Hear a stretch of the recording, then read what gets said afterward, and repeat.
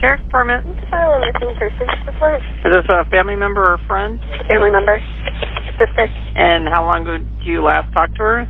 No one's heard from her since she went to see her ex-boyfriend last night at 8:30. And she's not answering her phone or anything? No, it's going straight to voicemail. On the line is Alexis Gabe's sister. Her tone is urgent as she insists on filing a missing persons report immediately. To better understand the situation, dispatch sends Officer Rod Coutney to the family's home. And that's where he learns why Alexis's family is already fearing the worst. Good morning. How you doing? I'm Detective with the police department. I'm gonna get some info from you guys, and I'm gonna start looking for Alexis. That's okay. Okay. Does she ever make any sort of statements? No. Okay. Is she generally pretty happy? Yeah. Okay. She's always out. Not every day. Always out? Yeah. Do you know where she goes a lot of the time? With her friend, E and Ria. She's with us yesterday too.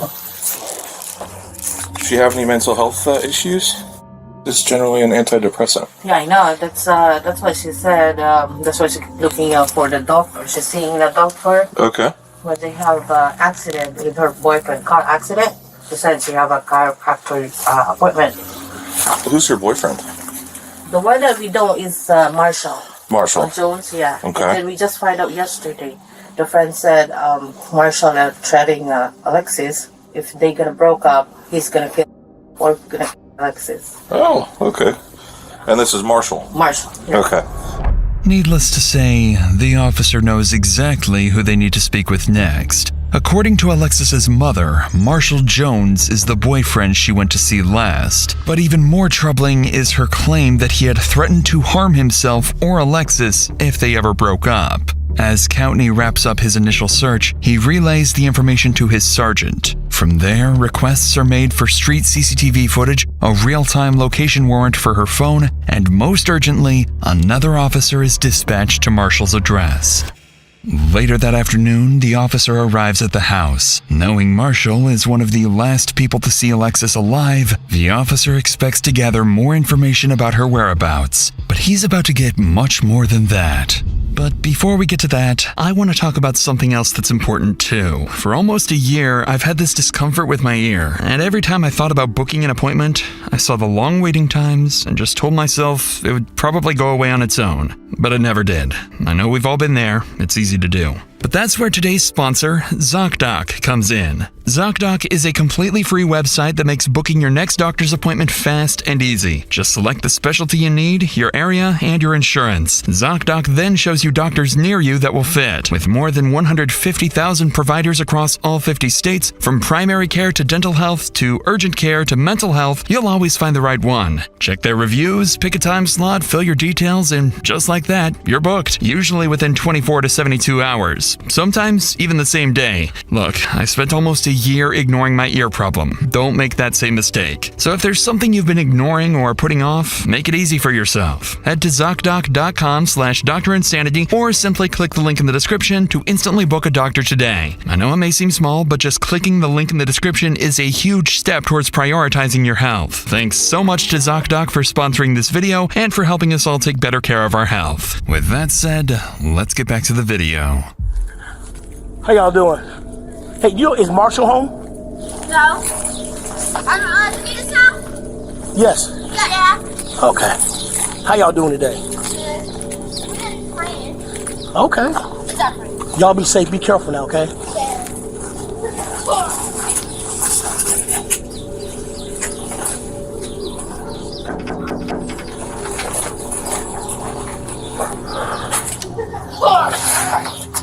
Hey, what's going on? Hey, I'm here. You know Alexis? Yeah, I was gonna say, yeah. So, Gabe. I'm sorry, Gabe. Yeah, no, her mom told me that she didn't come home. So yeah, because I spoke to her brother and friends, and they're concerned. I'm concerned too. When was the last time you spoke to her or saw her? You know what? I can. I'm the same way. Yeah.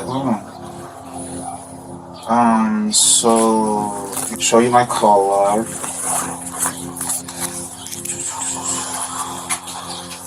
I talked to her throughout the day yesterday. Okay. I want to say 6:38 is when she told me that she was outside. She... Here? Yeah. I let her in. We hung out for a couple hours. She left around 9.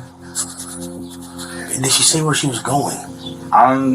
Yeah, because I can show you text message. She said that... the more you can give me, the better, man. I was about to say, I appreciate you. remember her saying...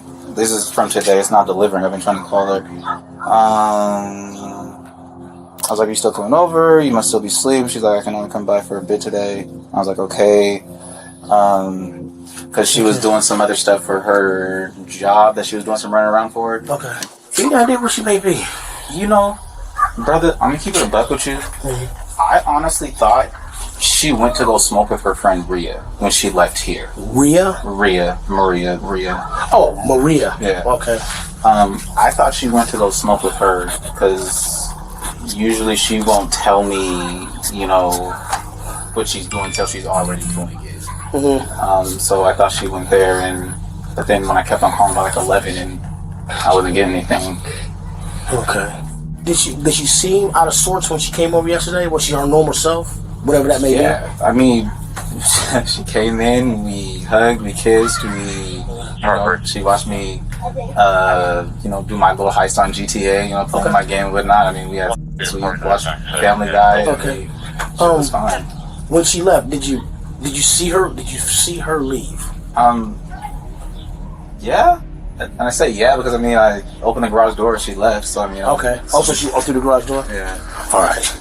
At first glance, Marshall appears far more willing to help than Alexis's family hinted towards. But as he recounts his last encounter with Alexis, his demeanor is oddly detached, at times even attempting to make light of the situation. It's the kind of behavior that doesn't go unnoticed. But before wrapping up the interview, the officer would ask one of the strangest questions possible at a moment like this. Do you have a car? Because I want to be able to follow up with you. Yeah. How long you dating? Yeah. How long y'all been together? Like 3 going on 4 years. Okay. All right. And I showed you my call log, text message. You ain't got a strap down in the house like a slave or nothing? No, I know. No, I know you have to ask. Yeah, because it's a have serious to. situation. Yeah, exactly. And I appreciate you trying to make light of it, but no. Okay. I do not. All right. On that strange note, the interview wraps, and the officer calls his sergeant, only to learn that, while this conversation was taking place, a major discovery had just been made a few miles away. On a residential street in Antioch, Alexis's family comes across their daughter's car while organizing their own search and spreading the word on social media. Police are immediately informed of this discovery, and the car is towed and seized for forensic analysis. Inside the car, some troubling details quickly stand out. The keys are still in the ignition, the door is unlocked, and personal items are missing. After removing and analyzing the car's infotainment unit, investigators are able to track Alexis's precise movements before her disappearance. And just 12 minutes before the car was abandoned, it had been at Marshall's house, not her friend Maria's, as he had previously implied. These findings, along with the alleged death threat, prompt investigators to move Marshall from a person of interest to the primary suspect in Alexis's disappearance.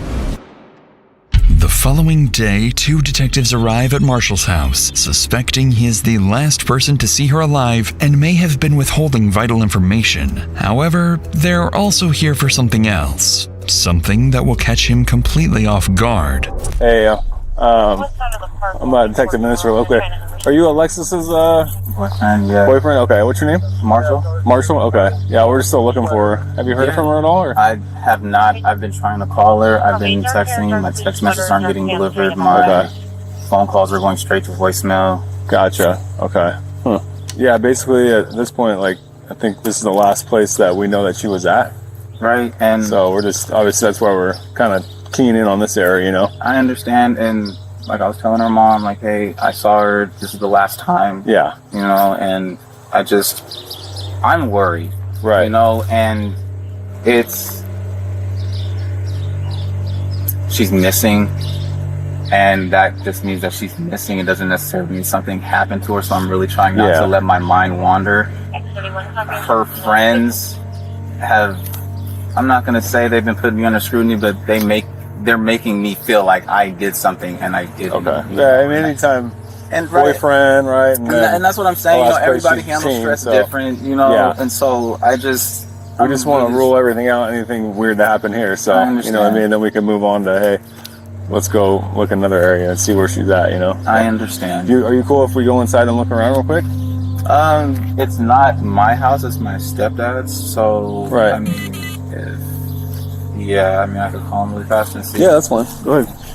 Clearly uncomfortable with the request, Marshall agrees to call his stepfather, the homeowner of the house. And as they wait for his approval, detectives would slowly begin to suspect there's something inside the house neither Marshall nor his stepfather wants them to find.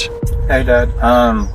Alexis went missing, and the police just want to go through the house really fast just to make sure that everything's fine. Is that okay? Okay. He said that one of you could go in, but he would like the other one to stay out here. No problem. Sure. You got a flashlight or anything? I don't. Yeah, me neither. You want to go in? Sure. All right. Hold that for me. All right. What's your dad's name? Leslie? Leslie? Okay, and that's the one you were talking to on the phone? Yes. All right, you said one of us would come in? Cool. Thanks, man. Do you want me to leave the door open? Yeah, that'd be great. For sure. Walk around.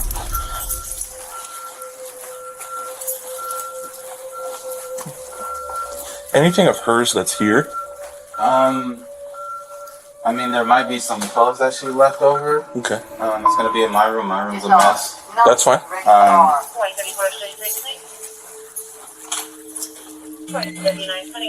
Cool. This your room? This is my room. I know. Like I said, it's a mess. It happens, bro. Yeah.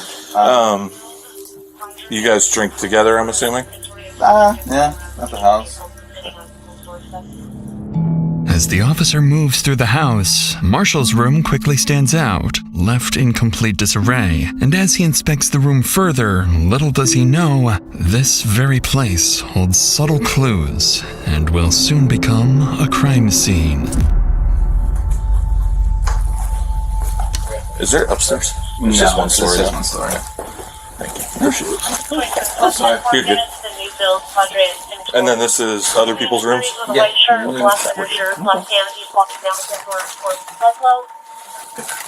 Did you want to go in the backyard or? Probably not. Alright, I'm gonna close this door.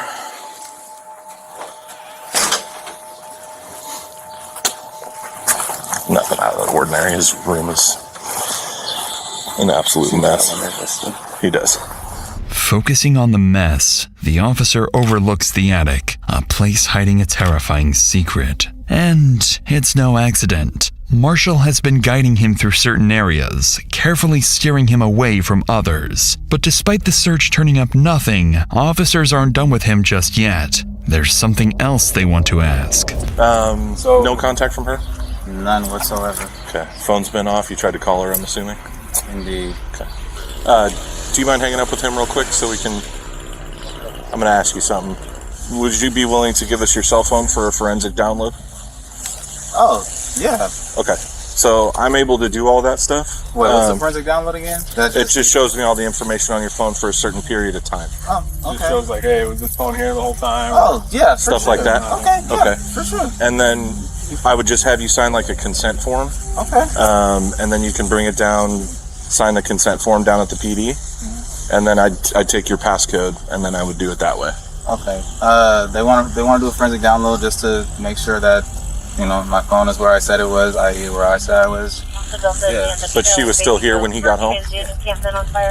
Interestingly, detectives not only gain access to Marshall's phone, but also learn that his stepfather was allegedly at the house at the same time Alexis was there. so they make a note to speak with the homeowner as soon as possible to see if his account aligns with Marshall's. Shortly afterwards, Marshall gets into his stepfather's car and follows the officers to the station. As he drives, officers ahead notice something strange. He appears anxious, swerving slightly with something large in the back of his car obstructing his view. In reality, Marshall isn't just nervous. He's just realized he's driving straight to the police station with a car full of incriminating evidence.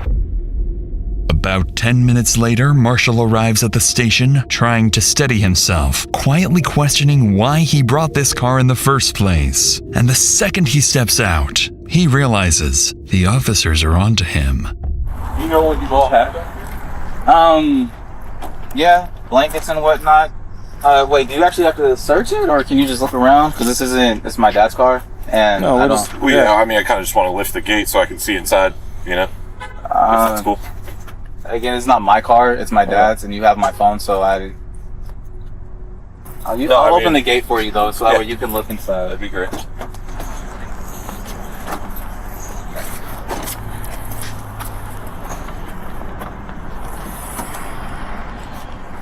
We went to the drive-in, so tried to get Rumi some water. I mean, you can look in the bag, that's our Philly cheesesteak. Any of this hers? No. Because we would like to collect a DNA sample from her, right? So we have a reference on file. So was she back here? Yeah. Like, I don't. So is any of this like? None of this is her. I don't know. Would you mind if we like took a blanket to test it? Or? I would, because yeah. And does she normally sit up in the front seat? Yeah. Okay, well, let's start a photo. Oh, we're not. You don't want us to look under the blankets or what? She would like to look under the blankets. I don't want you to think I have a dead body or anything. No, I was just because you were being all. Yeah.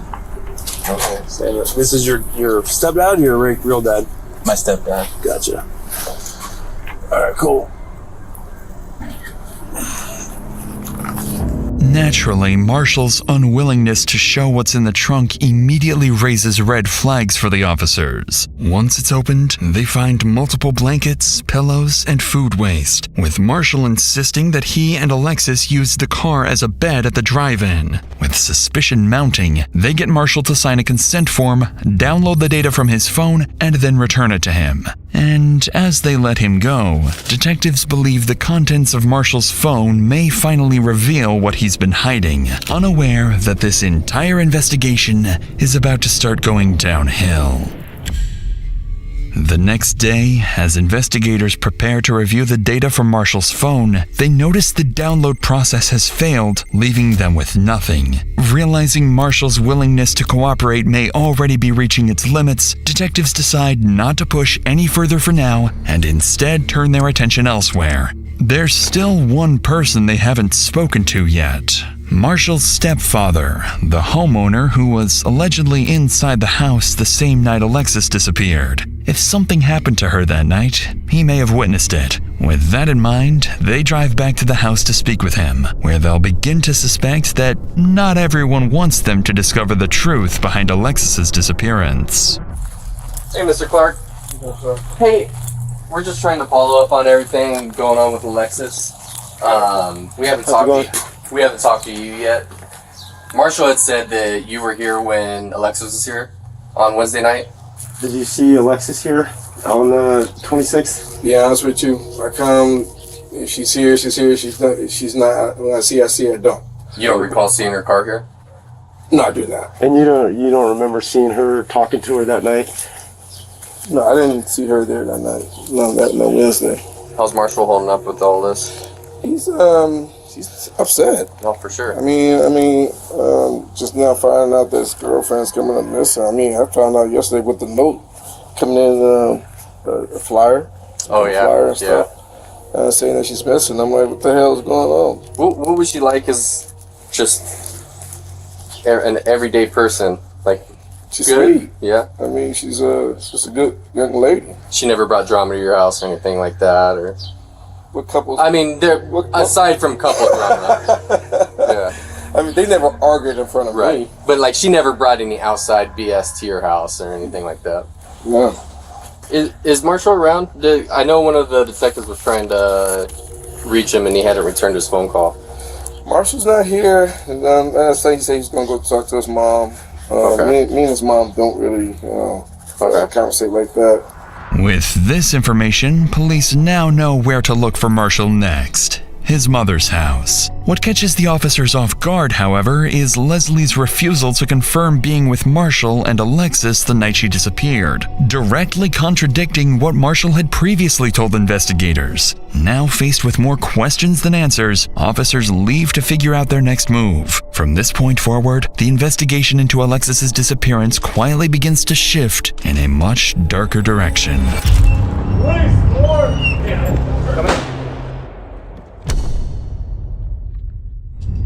During the next several days, police visit Marshall's mother, Alicia Clark, looking for her son. But suspiciously, she claims she hasn't seen him since the night his girlfriend Alexis vanished. By now, investigators begin to consider a troubling possibility. Marshall may be on the run, and his family may even be covering for him. But their biggest piece of evidence is still to come. Just as the investigation seems to stall, CCTV footage is recovered from the route Alicia's car took the night she vanished. For roughly 12 minutes, the car is seen speeding from Marshall's home to the residential area where it's eventually abandoned. A masked figure is seen stepping out of the car, noticeably larger than Alexis, with a more masculine build. As detectives begin tracking the figure's movements through nearby cameras, they watch it move calmly for over a mile until it arrives somewhere completely unexpected: Marshall's mother's house. This development makes investigators certain that the masked figure was none other than their prime suspect, Marshall. And with that, an emergency search warrant for his home is secured immediately. On February 1st, more than a dozen officers arrive at the house convinced there is far more inside than Marshall originally let them see.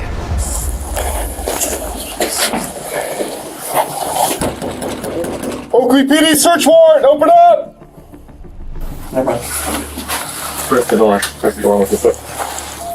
Yeah, hold it to the side and press the cord.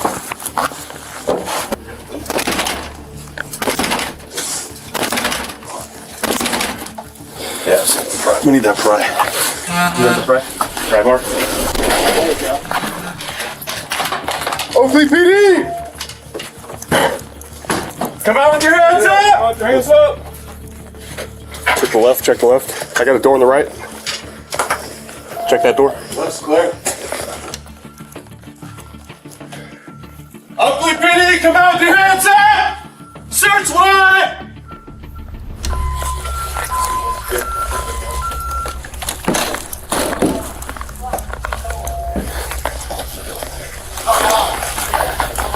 Check that.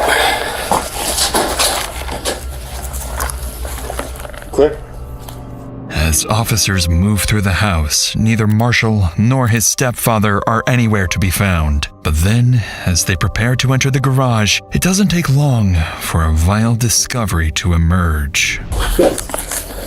Smell it? Oh, like dead body. Yep. In the laundry room. Okay.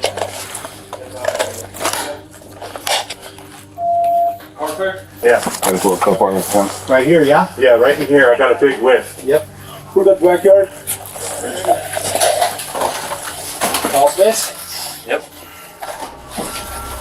Multiple officers begin to notice a distinct smell, one they believe to be the odor of a decomposing body. The scent appears to be coming from the laundry room and leads up towards the attic. So officers prepare to investigate and brace themselves for the worst. It looks undisturbed. Are we agreeing? It's been opened before. I don't know. It's right here, dude. Yeah. This points straight out to the garage. Yeah. So that's the thing, is like, That's the we gotta check the crawl space. Anybody check inside that SUV or take a peek inside? I didn't see anything. It's locked. Okay. Scott, I'm gonna have this door closed for a second. I mean, there's pathways where they walked for electrical, but I don't see.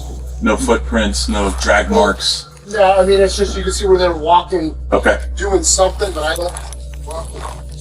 Hey, they said they could smell something right where you're at, Logan. Like there's a vent. It's coming from the vent, kind of. Yeah. Once we hit this area and started walking to the garage, is where I smelt it. Does that look like blood and hair? Yeah. You see? Black hair. Look at.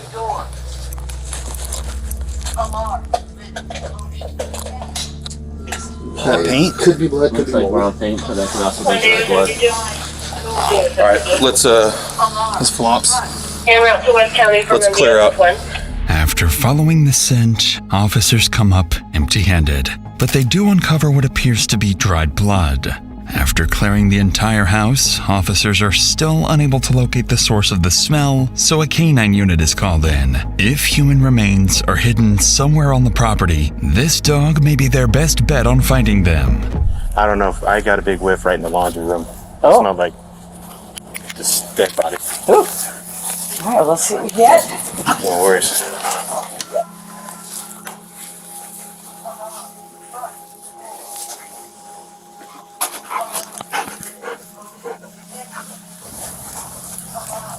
That's not good. So that had none of the other behaviors that we're looking for. Keep checking. Alarm. Okay, good girl. Alarm. Front door. And then that's the attached garage. Oh, can we go in there? Yes.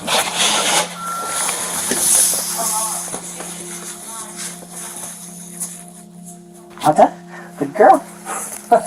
Did you guys leave that or did? Oh, I don't know. We didn't bring that in. That's fine. You saw her go up the wall here? Mm-hmm. Yeah. So it's just checking odor. As I said, you've worked with cannons, so we didn't get final. And that was the kind of thing where it's like, I have some weird odor, Yeah. but it's not all of her behaviors, which was more what we had there. And of course, you and I both know there could be, you could have vacuumed up a tissue that had a bloody nose. Yeah. And that could be. Okay, good girl. What, your toy? It's not saying to get your toy. All right, that's all we got. Somewhat surprisingly, the handler isn't fully convinced the dog has detected human remains. However, several indications suggest it has picked up on something suspicious, as it repeatedly returns to Marshall's room, sits in one spot while staring at its handler, and most alarmingly, begins clawing at the wall, a sign the odor may be coming from the attic. But even after multiple additional searches, and with more canine units brought in, officers are left with troubling yet inconclusive results.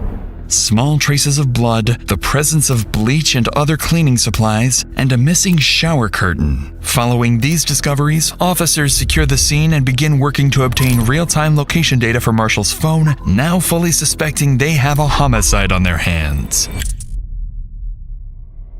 Over the next several weeks, officers are seemingly no closer to finding Marshall. Neither his mother nor his stepfather appear willing to cooperate any further. But every time the investigation seems like it's losing momentum, Alexis Gabe's family keeps pushing forward, pressuring police to find their daughter and bring her justice. That pressure soon begins to pay off when investigators finally obtain a real-time location warrant for Marshall's phone and discover he's moved to Vacaville, California, roughly an hour and a half from his home. After a quick check, they find out exactly where that location leads: his sister's house. So officers quickly head to her address, hoping to find Marshall there.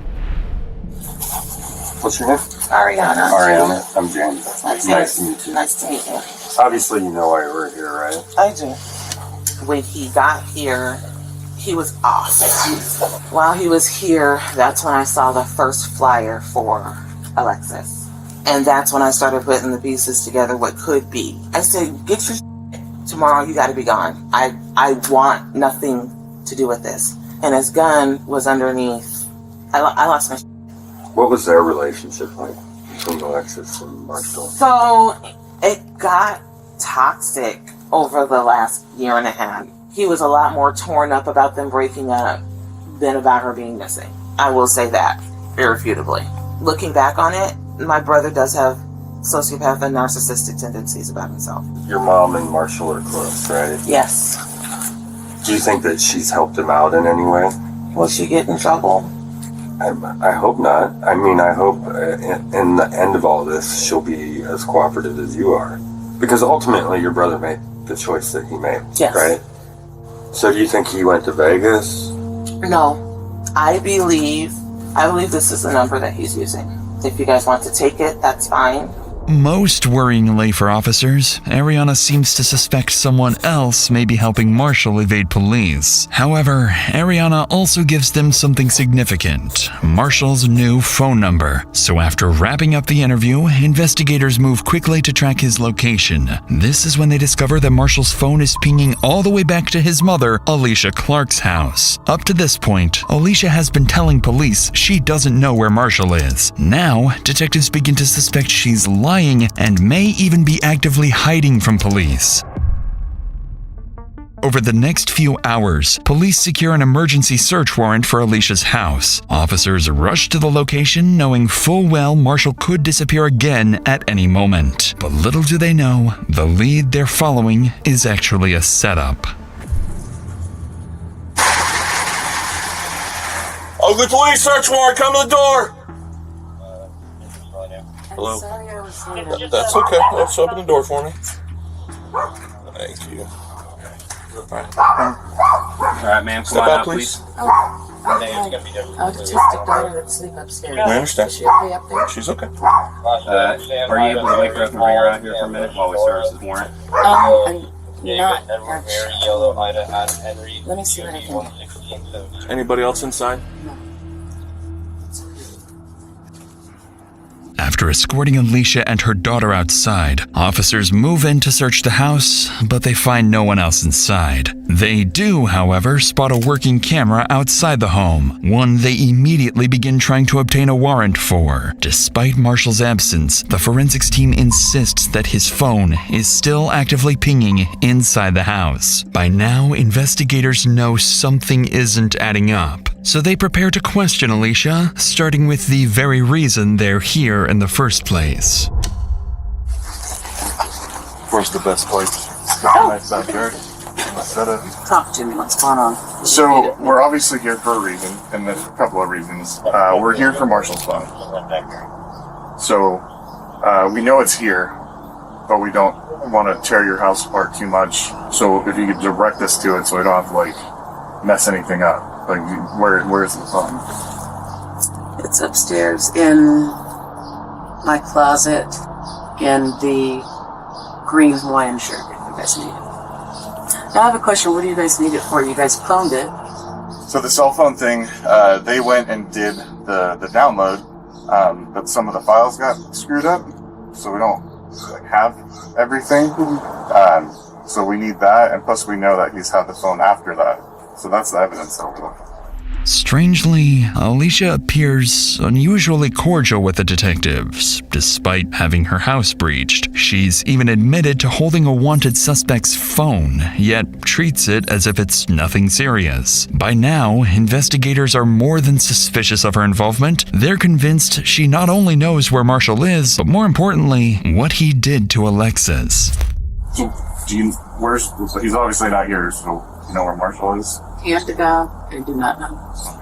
I do not know. I've intentionally told him, do not tell me where you are. It's just the situation. I don't want to know. So you're distancing yourself? Oh God, no, not at all. Okay. Not at all. I just know this isn't who we are. I mean, And we don't believe that. yeah, We I better not. we just You guys are just doing your job. right. We have to try our best to get answers right. Yeah. So that's why we do I'm, this. I'm definitely not distancing my son. I'm not. Okay. That's not the reason. What do you know? I know that the two of them had a solid relationship. I mean, for Valentine's Day, he wanted to get her an edible arrangement. I couldn't afford it.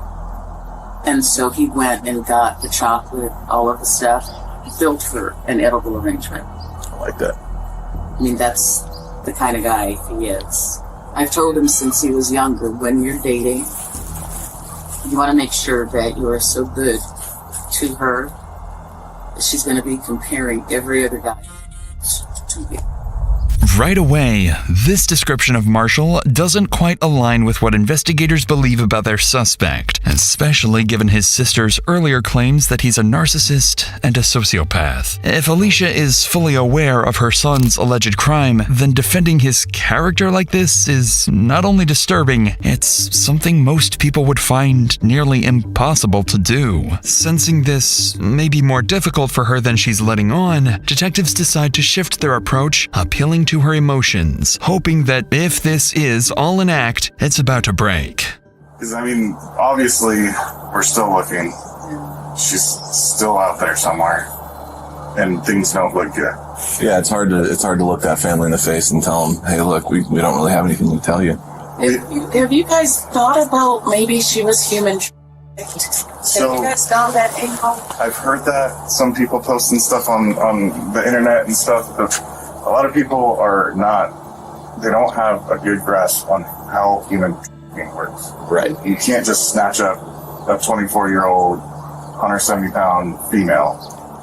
I mean, I'm just going to be straight up with you. Do you think Marshall had anything to do with this? God, no. Even if there's evidence that would suggest that he has something to do with it? You guys would have to prove it beyond a reason. Obviously. I don't want to leave you thinking that, for the lack of a better term, just... I know. Oh, God, no.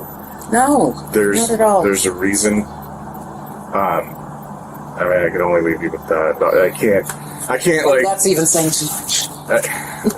You tell me... I don't want you to, like... To just... Like I just said, I mean, we've been... Both agencies here and the DA's office, we've all been working on this for 3 months now. We've looked every which way.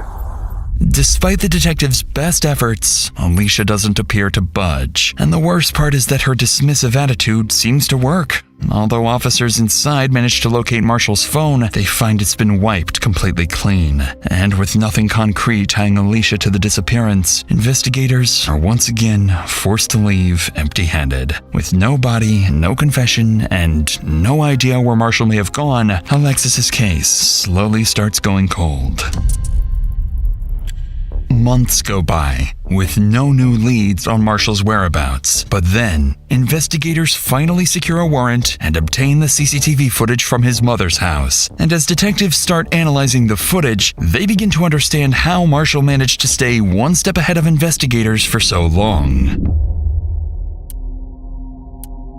Inside these large plastic bags, investigators believe are Alicia's remains and suspect Marshall's mother was aware of it. Following these developments, investigators reach out to Marshall's sister and learn he has a friend at an apartment complex in Kent and may be hiding there.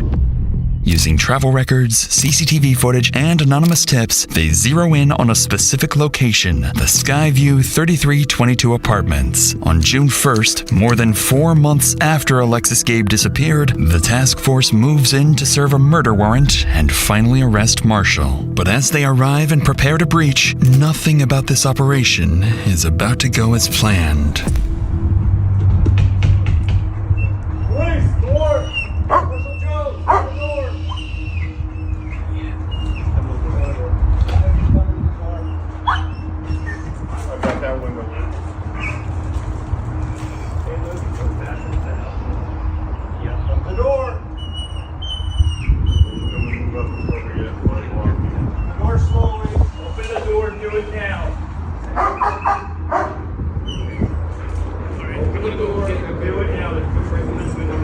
John?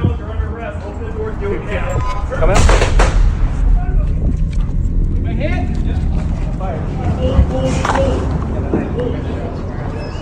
Yeah, came to the door with a knife. After emerging with a kitchen knife, Marshall is shot multiple times by 3 officers. Despite immediate medical aid, he is pronounced dead at the scene.